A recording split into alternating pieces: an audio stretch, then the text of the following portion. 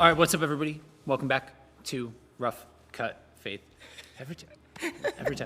I just had to do it. Yeah. Guys, Happy New Year. We are back at it after a brief hiatus. Hopefully, not to make it too timely, but hopefully everybody made it through the great snowstorm safely.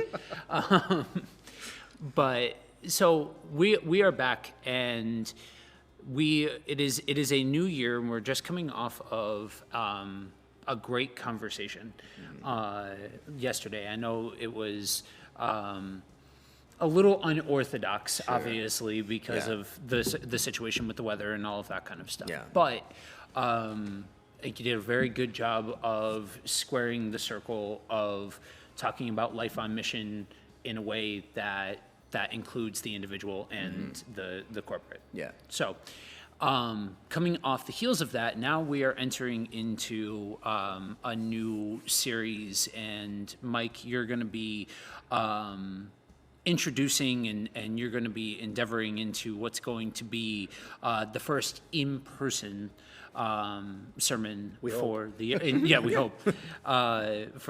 New Year. So why don't you go ahead and set the table for us on what exactly you're going to be talking about. So in very broad strokes, the new series is called Becoming a Community of Belonging, because we're following up our Foundations of Belonging series, in which we talked about what it means to belong with God.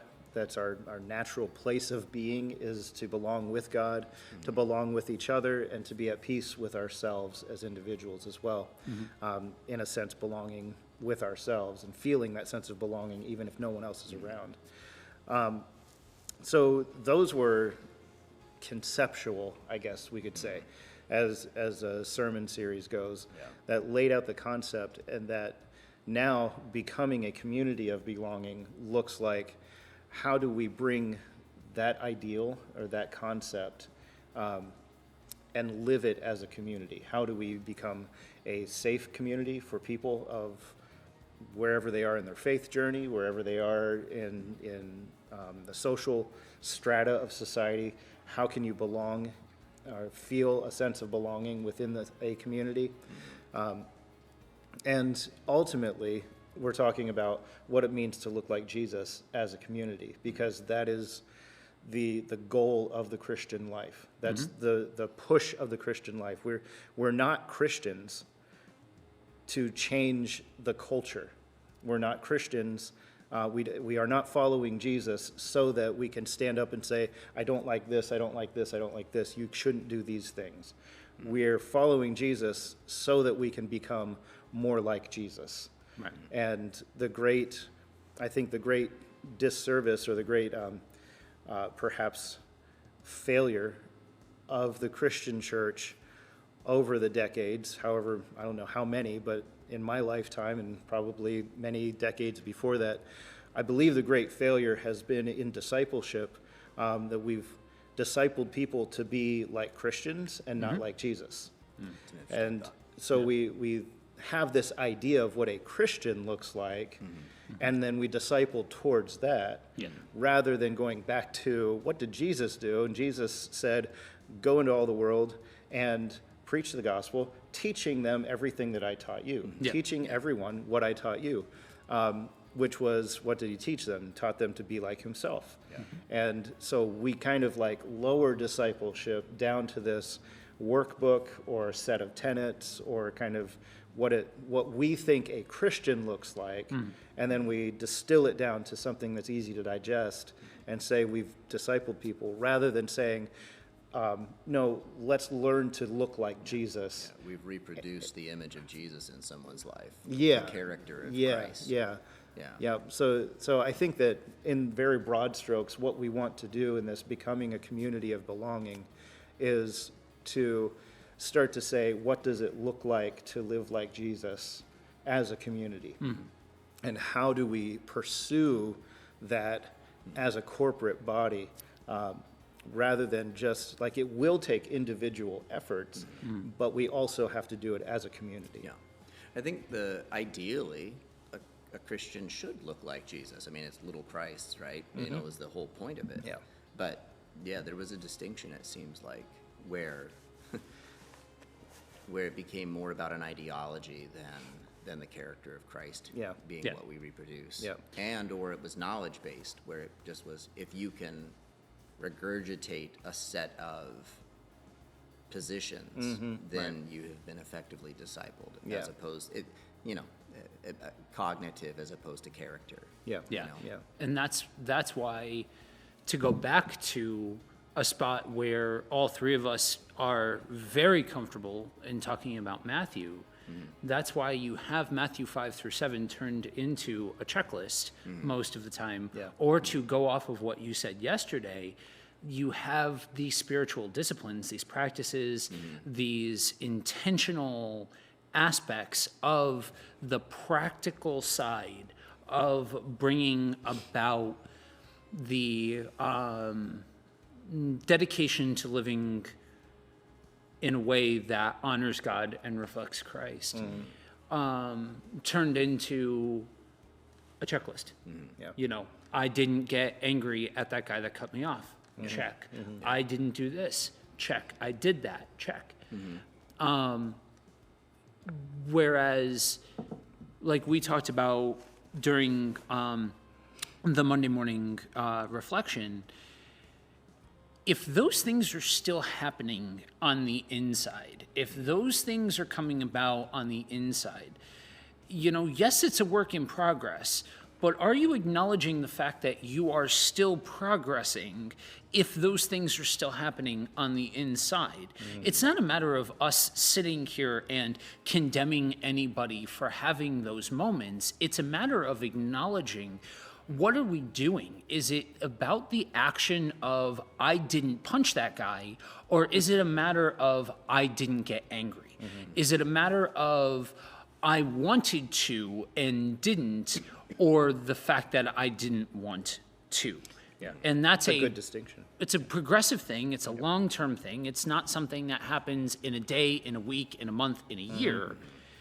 It's repeated over and over and over again with this idea that collectively, each one of us is getting poured into, so that way, collectively, we can pour into each other.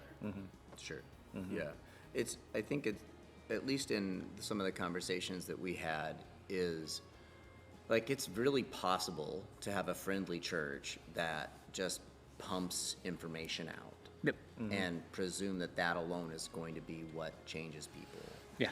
But Happens all the time. What you see, so people will come into a church and go, it's such a friendly church. And like, the Grove isn't the only place that I've heard people say that. This is Yeah. a friendly church. This is a friendly church.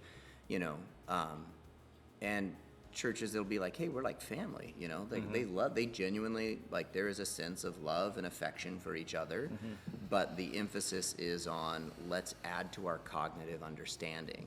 Yeah. Yep. Rather than, what are the things that we do, what are the intentional practices that we have as a church that shape the character of Christ into our lives?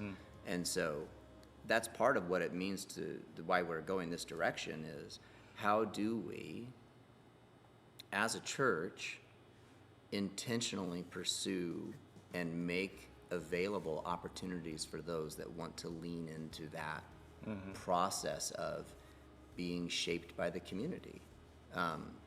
Because I think I alluded to it in my message this past week, was just, the times where I have grown the most have been the times where I have lived in community with people in areas of weakness where the character of Christ was not present, and risked the vulnerability, risked the ability to be wounded by someone, to say, I'm trusting you with something that could hurt, and so you develop care and compassion, and at times that has been, mostly just, at times it's been people that go, man, that really stinks. Why do you think you went down that path again? Or others times it's been, you got to stop that. Like, just somebody just saying, man, that is like so out of character for what you say you're wanting to pursue. And it's just the confrontation of it. And other times it's been, somebody like celebrating with me, like look back at how much change has taken. Like, there's a lot of times where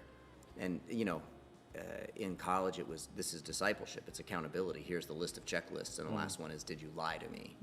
Did you do this? Did you do this? Did you do this? Did you just lie to me? It's like, oh, well, and there's good things there, but often the emphasis was not about the practices of learning to listen to the Spirit. It was, let's get more information in with the understanding that education is what transforms the life.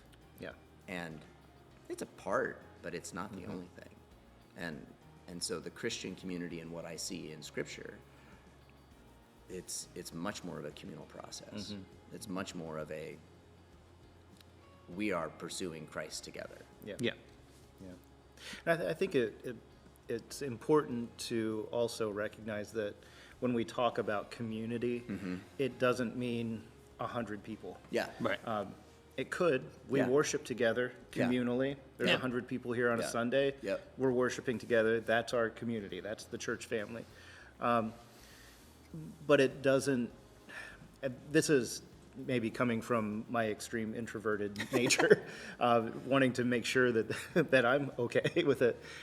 Community can be a few people. Yeah. And to live in community doesn't mean you are eating meals with 75 people every week. Yeah. It means, 2 or 3 people getting together on a regular basis, sharing their stories. That's community too. That's Jesus with the disciples. Yeah. There's like the 70, then there's the 12, and then there's the inner circle of the 3, Yeah. right? Yeah. So, and Jesus didn't not love the 12, and he didn't not love the 70, and he did not love the crowds or the masses. Yeah, yeah. Right. Jesus, so we can create a false dichotomy in the church of saying, well, you can't have a small circle of people Right. because that's not loving everyone. Well, if that's the case, then well, Jesus did that too. So then Jesus was somehow showed us something that And that we can't shouldn't follow. do. Yeah. Right. So And I think like anything, it can become very easy to overcorrect one way or the other. Yeah. And in an effort to not establish cliques in a larger body of people, we say you have to be engaged with every single solitary person, and you're not allowed to have your inner circle of people and all of those kinds of things. And that in and of itself can produce fake attempts at engaging with every single person and all of that.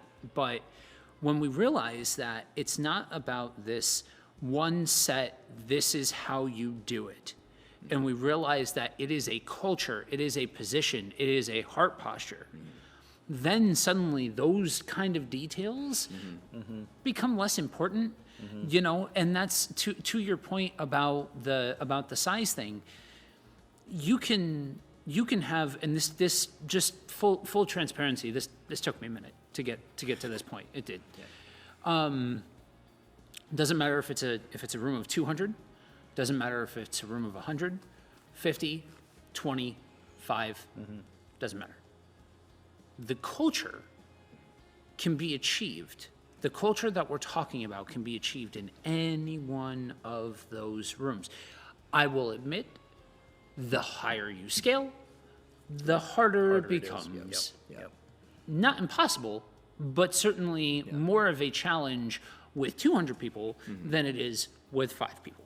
sure, because not when you get to 200 people, not everybody wants that degree of intimacy Right. and vulnerability. Yeah. Right. So, yeah, it's a challenge. It certainly is. I mean, it's a challenge in a group of 15 because Right. not everybody wants those degrees of vulnerability. Yeah. And so that's part of the challenge of, I think maybe that's part of the challenge why churches don't talk about this a lot, and they just go with, here's the course, here's the curriculum to do. Yeah. Because you can chart something and you can measure it. I've had X amount of people that have gone through this. Yeah. Whereas if you're leaning into, we are intentionally pursuing our spiritual formation together, which means that there's consistency, there's accountability, there's chemistry, there's a lot of these other things that speak into that. That's not as easy to chart. Right. No, and it because, and to your point, like circled around this. And you may have even said it and I missed it, but it's a lifestyle that we're talking about. Yeah. We're not talking about a set of doctrinal stances. Right. We're talking about a shifting your lifestyle into a pursuit of Jesus, Yeah. where the community is also involved in that pursuit. Right. Let me give you an example of the one place that I have experienced this on a larger scale. When I was getting my master's degree, it was through Spring Arbor University in Michigan. Everything was online. So we had cohorts. It was a 3-year program. I had 15 people in my cohort, and once a year we would meet for a week together. Everybody, all the cohorts would come together. And at the third year, there were like 20 different cohorts or something like that. And at that point, we had between 150, 180 people at the residency for this week. It was the one time where I, halfway through, sat back and went, I feel like we are all at this very intimate place. There's just 180 people here in this room listening. We're praying together. We're contemplating scripture together. We're sitting in like little workshops together, having discussions. But any breakout session that we did, I could go into any one of those groups of 20 people and have the same conversation, have the same depth of conversation. There were a lot of times where, classes would end at 7 that night, and we'd be up till midnight talking in different groups, just wherever. And every group I would interact with, anyone I talked with, it was all just kind of the same level of intimacy. Never seen that or experienced that anywhere else outside of that group. But the one consistent thing was we're all here because this is a degree in spiritual formation. The consistency of everyone saying, I want to be more like Jesus, and I want to help other people learn to be more like Jesus. And we're all taking the same classes, and some are in front of us, like the years or two before. By the third year, there were a bunch coming after. But we're all engaging in this material, and the goal is to be more like Jesus, to be spiritually formed and engage with things that spiritually form us. Yeah. But it was intense. Like, it's a master's program, so everyone is doing it. Everyone's paying for it. Everyone's putting 20 hours a week into this program. It's an intensive lifestyle because you had to change your lifestyle in order to pursue it. So we've all changed our lifestyle, and we all came from all over the country, and we're changed, but we all had this one common goal. We had a common goal of trying to be more like Jesus and learning to teach others how to do this. And we all had to change our lives in order to make it happen. And I feel like that's a level of intensity and requirement that you won't get in a general population. So it can be done, and we can reach that, but I don't know how much outside of a context like that, it's not necessarily going to be easy. Right. Yeah, I think the weird spot is, as I've studied a lot of church history, early church, that was just norm. That was there was when you begin to follow Jesus, it meant something. Yeah. To become a part of the community, there were certain standards throughout early history of the church, where it's like, listen, if you're going to be among us, these are the ways that we live as a community. And I think what it's turned into for us, even as I think about the way we orchestrated it in trying to develop what's the standard of conduct for somebody that's a member of the Grove, even as we were looking at that. And even a lot of that is still individualistic. And the more that we have, despite talking about the communal shape of formation that we have for years and understanding that, the way it gets expressed is really pretty individualized. And as I have thought about it, I'm kind of like, man, what you describe as the beauty of a corporate movement in the same direction.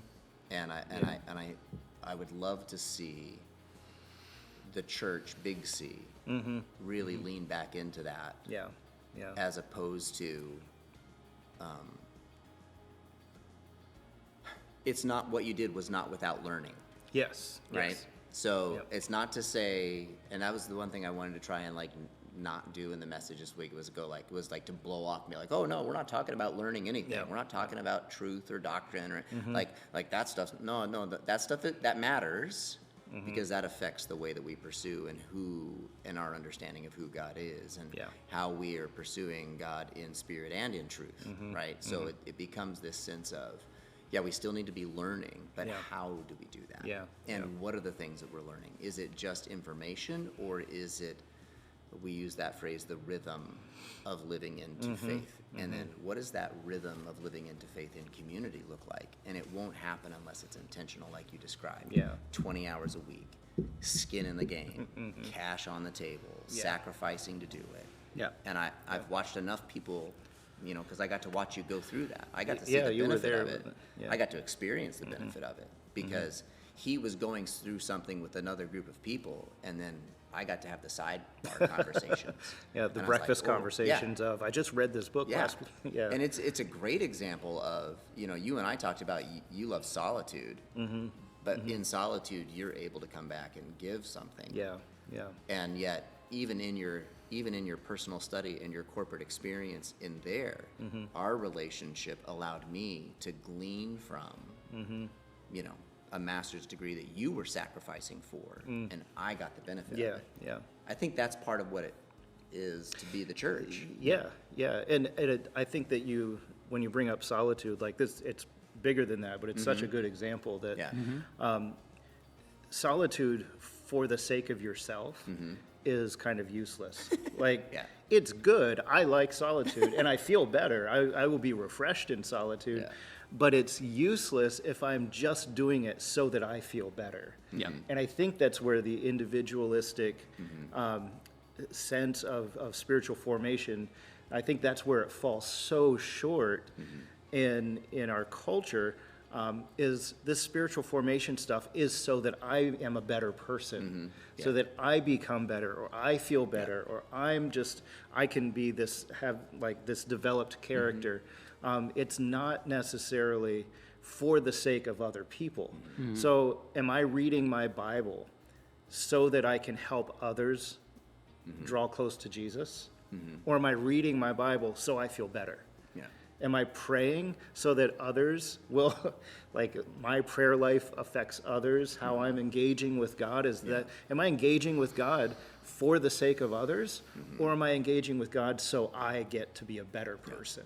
Well, let me reword what you just said, just slightly differently, saying exactly the same thing, just in maybe a little bit different language.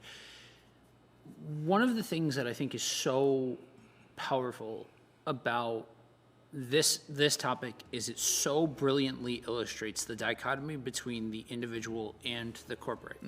And so when you read your Bible, when you pray, when you do those things, engage with God, understand his voice, at a fundamentally supernatural level, engage with the relationship that we have with God and all of that kind of stuff.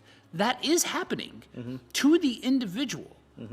So when you're reading that, you are being transformed. You are becoming more Christ-like through exposure and guidance of the Holy Spirit, through relationship with God, understanding his voice, all of those kinds of things, right? You do the disservice to other image bearers when you stop the train at that point. I have become transformed. Yes. And if you, and I would dare say, if you stop at that point and you do not progress any further, you have missed something about what Jesus teaches. So there is an aspect of, like, for those that are watching, there is an individual aspect to this. There is that aspect, and you brought that out yesterday. That yes, you yourself have to be intentional about engaging in practices that cultivate a better understanding, a deeper connection, a deeper relationship, all of those kinds of things that, yes, in and of themselves can just be knowledge, can just be, better cognitive ability, but also those very same things can be used as spiritual tools to help cultivate a deeper and richer and fuller relationship with God. That then you say, out of a place of experience, out of a place of this is what has happened, this is what I see to be true, this is what I experience to be true, this is the life that I am in wholesale, not just the practices that I do, but this is the lifestyle that I have seen cultivate life. You then turn around and help others engage with that and pour those things that have been poured into you into the collective. And that, friends, goes beyond like that practice that I'm talking about, that idea of pouring into others and giving that to others goes beyond the pulpit. Yeah. That's something that I've heard expressed in these kinds of conversations, that's the pastor's job. The linchpin of that, what you described, Joe, is Jesus saying, they'll know you're my disciples by your love for one another. Right. Right. And then Paul describing in 1 Corinthians what love looks like. And he could do all of these things, but if he doesn't have love, it's useless. Right. It's just noise.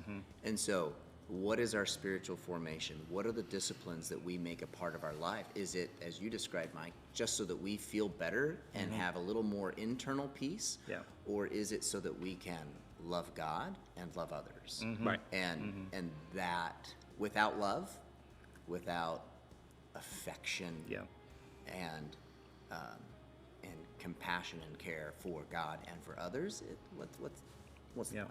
And that's and the beautiful thing about that, to not miss the God of it all in all of that, is God is at work in both situations where, like you had mentioned, peace. One of the big things for me that I try to help people see is that the truth and validity of Isaiah 26:3. And being able to understand that it doesn't mean that the storms stop or any of those kinds of things, but there is peace to be had in the midst of all of it. That's because God has shown me the truth of that as I've engaged with that. And so now I turn around and help other people see the truth of that. And that's understanding that God is so active and that we matter, and thus the large W, we matter, they go hand in hand. Yeah, I think of, been thinking about what you guys were saying, the analogy of a team. Like, football is the only thing I really watch, so I see a lot of analogies in football, and I like if you are part of this team and you watch a running back who works hard and trains hard, but never does anything. Like, he just goes and lifts and he runs and he's like, man, I'm so good at this, but he sits on the couch like on game day, doesn't do anything. What good is that? What actual, like, why would you even do that? That's the reason they train is to be part of the team, to push towards this goal. And I think of that as I've looked at spiritual formation. Why would you do it if it wasn't to be part of the team? And I think that we do get pulled into this, you can be a better person type of thing. But then spiritual formation becomes a self-help routine. And it's optional then. Like, there's a lot of people that don't like silence. And so it's just like, I'm not drawn to silence. I'm not an introvert like you. I don't have to do that. you're part of the team. Yeah. You need this in your life. If Yeah. I looked at it and went, I don't really like Corporate groups. I gatherings. don't like corporate gatherings. I don't like groups. I don't really want to interact with people. I would like to just spend all my time in silence, and just like let somebody else Monday do through the corporate. Saturday. Yeah, Right. And how did Mike become a monk? I would make a wonderful hermit. But if, why would you do that then? Like, Yeah. why would you just do that if you're not going to bring it to the team? Right. Well, it's Let's be part of the yeah, team. It's antithetical to what Christ actually showed us. Yeah. Right. Yeah. Like, really, I mean, like, he Yep. didn't need us. Yeah. Yeah. You know, God didn't need. Yeah. Jesus could have come and done everything by himself. Yeah. Yep. And Yeah. yes, to your point, but to your point, it goes back to that false idea of, and this is why I say the thing about the pastor and from the pulpit, because I think there are some people who are like yes and amening everything that you said, but with the idea that their role in the team is not to go out there be and the do that. recipient. Yeah, like yeah. other people, it's their job to go out and do that, and that's why it's so important to understand that whether you're talking about your own individual body of people that hover within your orbit, your close circle, whatever, friends, family, or if you're talking about the church gathering that you are a part of, or the community in which your church is nestled in. There's a lot of different versions of community, and every single one of them matters. So how you engage with this matters because you are a part of that community that other people are coming into and are affected by.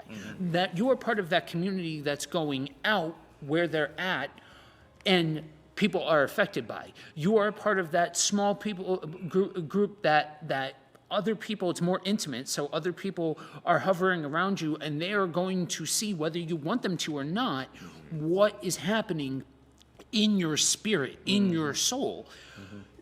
And people are affected by that. So we can choose to say, we're not going to articulate these things. We're not going to step out and affect other people's lives with this thing. But whether we want to or not, people are affected by it at a very organic level. And that's why it's important to understand that while we look at, for those of you watching that are a part of the Grove family, in the physical sense, come here Sundays, engage with the people here in northeastern Pennsylvania, all of those kinds of things. We all come together as a group on Sundays, and other people will be affected by that, but each one of us has some measure of influence in some way on that collective. But each one of us then has our access points of how we affect outside of that. And how we do this together also affects people from all over the world that are engaging from a distance with the Grove. And I'm just using the church as an example. Sure. I think one of the other things that I wonder about is some folks would say, yeah, that's the professionals or the ministry leaders' job to do that. Some folks, I think, really want to figure it out, but they've never had anybody say, let me show you the way. Yeah. Right. Yeah. Right? I know that in my experience, that was one of the major roadblocks to a lot of this. I knew that certain things mattered, but what was shown to me was the way you follow Jesus is by gathering knowledge and information and then trying to assimilate that into your life. A lot of people think that way. You know, what has been most helpful for me is when I have found the ability to attach myself to, whether professional or not, or just people that have loved Jesus for a long time, that have habits, rhythms of their faith that they have invited me into that process with them and given me something to see. Yeah. And shown me. And in that sense, that I think is probably been more effective of a discipleship process in my life when it comes to my formation. Yeah. The relational connections, all of those things. And so there's still a ton of things. At 45, I still look at it and go, man, I'd really love to find somebody that just lives in this certain way in prayer, or this certain way in fasting. Because in many ways, it's like I'm still getting the training wheels. I'm putting it on because I can read about it. Yeah. I can read about what the experts say.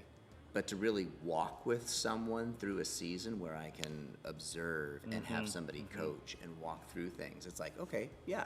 And so I think that's part of the process of coming to this next series is how do we come at spiritual formation for those people that go, well, I've only ever thought about this about what I do. Yeah.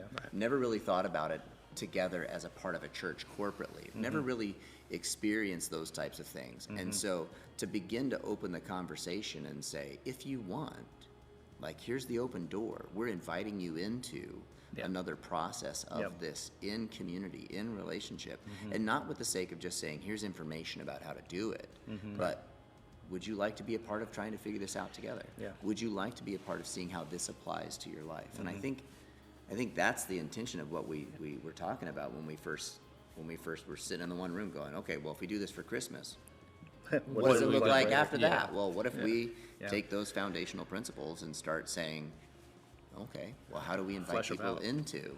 Right. How do you develop a deeper understanding that you belong with God and you belong with the people of Yeah. God, and the reciprocal effects of that in your own sense of peace and well-being? Right. So, First off, I think it's a hilarious idea that there are some people that look at the three of us and say, "Oh yeah, no, they're ministry professionals." But listen, I can cut my hair again. It's even more hilarious if they would actually get to know us. yeah, exactly. So I think where this gets, I'm gonna say weird, Yeah.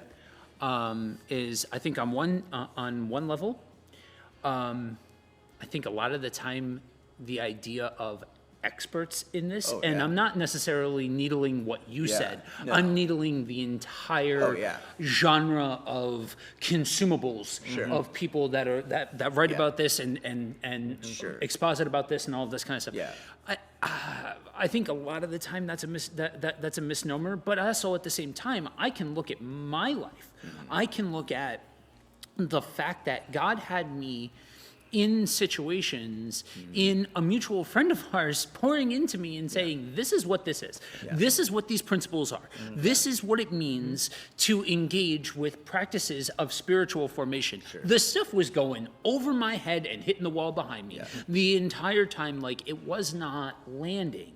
But I was being exposed to these things long before I understood what it means to live a life that reflects Jesus. So there are people, to the rest of your point, that you walk with and that have experience in this, that you can say, okay, this is a person that has right, wrong, or indifferent, and likely all three at different points, have enacted these practices within their life, and this is what they've learned from it, this is the effects of it, sort of thing. And so, yeah, absolutely. And I illustrate all of that and I highlight all of that to say, like, for anybody who is, who heard your sermon yesterday, or hears your sermon on Sunday, or engages with this this series, or maybe this is just simply the starting point of, man, I may have heard this before, or I've never heard of this before, and I want to learn more, and all of those kinds of things. Understand that because these are principles, because these are lifestyles, because this is a way of being, there is no one size fits all. This is from A to Z how it's going to look like in your life. It may sound like there are a lot of, oh, well, this is where it goes too far, but this is good. And there's a lot of that back and forth and almost teeter-tottering that's happened a lot in this conversation, more so than some of the other conversations that are centered around, okay, this week we're going through Matthew 17 and all of that kind of, like, it's not not the same as going through hyper-specific sections of the scripture, so there's a little bit more ambiguity, maybe. Feels like that's not necessarily the word that I want to grab for, but it's a little bit more amorphous than some other topics, because this has to do with the life and the experience of the individual, not compromising the set in stone aspects of what Jesus says are the ways of life, not compromising truth, but allowing truth to wash over you in a way that then washes over the people around you in your unique situation. True. Yeah, it's very rarely ever been experts that have shaped me. Right. It's been people that have walked with Jesus for a long time. Yeah. You know, and so I can think of like my grandma Fern. I always walked in, and if she wasn't knitting, she was praying or reading her Bible, just consistently. There was a rhythm of her walk with Jesus that I saw from the time I was a little kid. I may have disagreed with her on stuff now as I get older, looking back and going like, I think this is where she was at, but I would love to have conversations. I think of Robert Neff. We called him Pap. I lived with their family for a year when I moved to this region. Pap he was a retired pastor that his body failed him, his mind didn't, and he said, I can't do the stuff I used to do, so I will commit to pray for people. And so he had like 4 3-ring binders with pictures. If Pap asked for a picture, he put it in his binder, and every day he would sit in that chair and he would go one binder at a time, and he would look at missionaries that he had committed to pray for every day, and he would pray for every person by name. I still I try to wrap my brain around it. I'm way too ADD. That bore the snot out of me, you know. But I watched a disciplined process of praying for people on a daily basis, and so like it's one thing to have a missionary; it's another thing to know that missionary and their family because you've prayed for them every day by name. Yeah. You know, and so I got to see that. You know, and so in that sense, it's like, what do we learn from church history? There were always places that were communities of learning, but there was cognition and there was practice. And so what does that look like? And so that's the stuff that I think, you know, if we can re-grasp some of that, even just individually as a church here, but even more corporately as a big church. Celebrity culture, great. You can learn a lot from it. Not all of it's good, you know, but Not all of it's good. Yeah, but That's a good spot to leave that. Not all of it's good. Okay, good. but faithful men and women that have walked with Jesus for decades, Yep. like Yeah. there's a lot to learn there. And I'm glad that you raised the point that, you know, I might not agree with everything now that I'm older and have thought through some of these things and all of that kind of stuff, but that discipline, practice, and faithfulness bears an effect that's ripple effects throughout the people around them, and that's a beautiful thing. You don't have to agree with everything. I think part of the weird dynamic is I got to see the negative effects of the failures of humanity in that too. So you could see somebody that loves Jesus deeply but also can still cut and wound people. And so it's like, okay, there's both and. And so but what does that formation look like? What does the change look like? And I was too little to know a lot of that stuff. So, you know, but I know that my grandfather, he was a pastor for 43 years, and I was told that the first 20 years of his ministry was very different than the back 20, or 23. And I only knew him on the back 23. But he, shortly before he died, he knew he was dying. He had cancer. It was terminal. He knew he was going to die. He preached a message. I was in seminary, and he came to the seminary and preached there. But he preached a message on 1 Corinthians 13 on love. And he made the statement that there was a point in his ministry where he was doing everything because he thought he should be doing it, because it was the way it was supposed to be done. And there was a point where he read this chapter and realized that what he had been doing was not out of love, but out of duty, because he had thought that it was just supposed to be done that way. Now, being part of the family, I knew the history behind that, and knew the history of my dad talking about this time where he almost had a nervous breakdown and started to reevaluate how he was doing ministry, and recognizing that if the foundation for everything wasn't love, then it was useless. Yep. Didn't matter what the what the practice was. Didn't matter what the spiritual formation practice was, or whatever it is. Love was the foundation, and he made the decision that no matter what he asked people to do or taught or did, it was going to be from a place of love rather than judgment, or rather than self-help, or whatever. And I think I'm making a parallel to what he learned, and then for us, as we look at spiritual formation, if we are to do it because we love each other, that changes. It changes the motivation for our lives. Yep. If we read our Bible because the person next to us depended on it, if we were praying because our friend needed us to pray, if we were serving because those around us depended upon us serving, that would change how we approached spiritual formation. That would change how we approach these spiritual practices. And if it's just about us, it's really easy to just be like, I can put that off another day. But if my friend says, I need you to do this. I need you to be intimately connected I to need God. you to be connected to Jesus, because I need someone connected to Jesus.